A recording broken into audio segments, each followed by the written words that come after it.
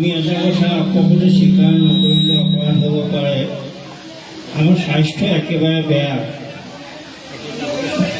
বাধ্যতাৰ খাতিৰতহে আহি এই আসনত বহিছোঁ। আপোনালোকে আমাৰ অপৰাধ যাতে মাৰ্জন কৰে তাৰ বাবে আমি সমস্ত লোকে সেৱা কৰিছোঁ। কৃষ্ণ। এয়া প্ৰভু ভগৱন্তৰ গুণলীলাৰ পৰম পবিত্ৰ শাস্ত্ৰ মহাভাগৱত শাস্ত্ৰ। ভাগৱত মানে কি, আমাৰ আজিকালিতো ঢেৰ ব্যাখ্যা অনুষ্ঠান চলি থাকে, আপোনালোকে শুনে। তথাপিও আমি আজি এই অনুষ্ঠানটো আৰম্ভণিতে ভাগৱত যিহেতু আৰম্ভ হ'ল, ভাগৱতৰ কাক বোলে এই সম্পৰ্কে আমি এটা থুলমূল ধাৰণা আপোনালোকক দিব বিচাৰিছোঁ।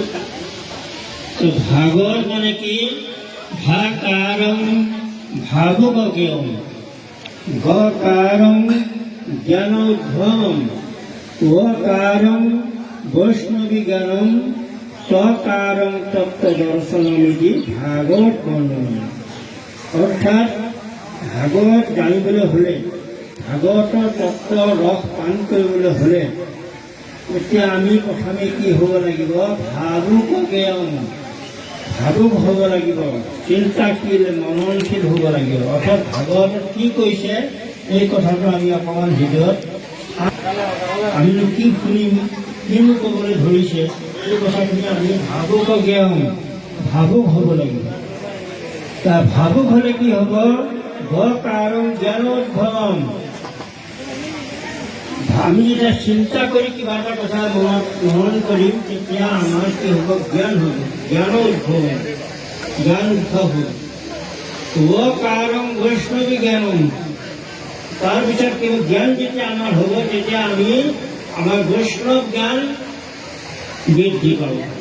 সমস্ত ভূতত মই আছোঁ, সমস্ত ভূতত ব্যাপী আছোঁ মই হৰি, সবাকো মানিবা তুমি বিষ্ণু বুদ্ধি। দৃশ্যময় দেখে যিটো সমস্ত জগত জীৱন যেন মুকুতি পাইব অচিৰকাল। গতিকে সমস্তকে একে আত্মা বুলি ভবাৰ যিটো ধাৰণা, সেইটো আমাক কোনে আনি দিব, এই ভাগৱত শ্ৰৱণৰ দ্বাৰা। ভাগৱত শ্ৰৱণ আমি যদি শুদ্ধ ৰূপত কৰিব পাৰিম তেতিয়া নিশ্চয় আমাৰ ভাৱবিলাক শুদ্ধ হ'ব। ভাৱবিলাক শুদ্ধ নহ'লে ভাগৱত দিনে ৰাতি পঢ়ি থাকিলেও শুনি থাকিলেও কোনো কামত নহয়। আমাৰ ভাৱবিলাক শুদ্ধ কৰিবলৈ আমি যত্ন কৰিব লাগিব। আমি যদি আমাৰ মনটো শুদ্ধ নহয়, আমাৰ ভাৱবিলাক যদি শুদ্ধ নহয়, তেতিয়া ভাগৱত শুনি একো লাভ নহয়। আমিতো আজি বহুত বছৰ ভাগৱত শুনি আছোঁ।